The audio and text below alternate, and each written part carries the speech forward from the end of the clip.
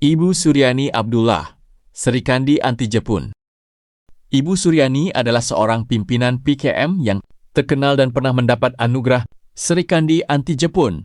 Suryani Abdullah atau nama sebenarnya Eng Ming Ching lahir pada bulan Januari 1924 di Setiawan, Perak. Beliau menukar nama kepada Suryani setelah memeluk Islam dan berkahwin dengan bapa Abdullah Sedi pada Februari 1955. Ibu Suryani belajar di sekolah perguruan Nanhua, kemudian melanjutkan pelajaran di sebuah sekolah Inggris di Ipoh. Tahun 1940, beliau menjadi anggota PKM. 1941, beliau memimpin pemogokan buruh di Kampar. Tahun 1942, apabila Jepun menduduki Malaya, beliau menyertai Regimen kelima TAJRM, menjadi wakil parti komponen teladan. Pada 28 Januari tahun 1945, beliau ditangkap oleh Jepun, dipenjara dan disiksa dengan kejam. Beliau dibebaskan setelah Jepun menyerah kalah pada bulan Ogos 1945.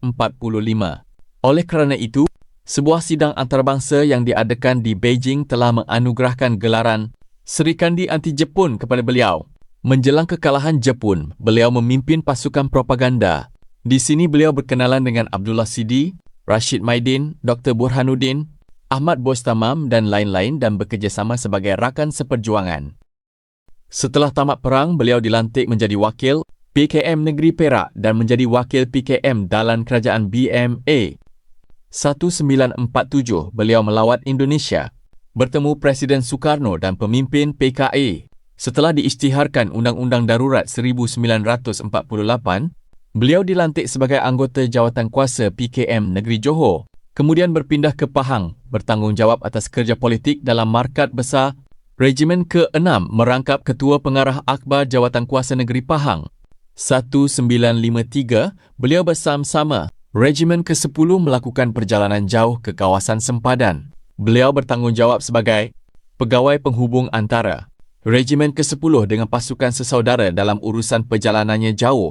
Pada tahun 1955, beliau dilantik sebagai anggota Markas Besar Regimen ke-10. Pada tahun 1975, beliau dilantik sebagai anggota Jawatankuasa Pusat PKM. Pada 2 Disember 1989, beliau menjadi anggota rombongan PKM dalam upacara penandatanganan Persetujuan Damai Tiga Pihak, Kerajaan Malaysia, Kerajaan Diraja Thailand dan PKM di Hajai.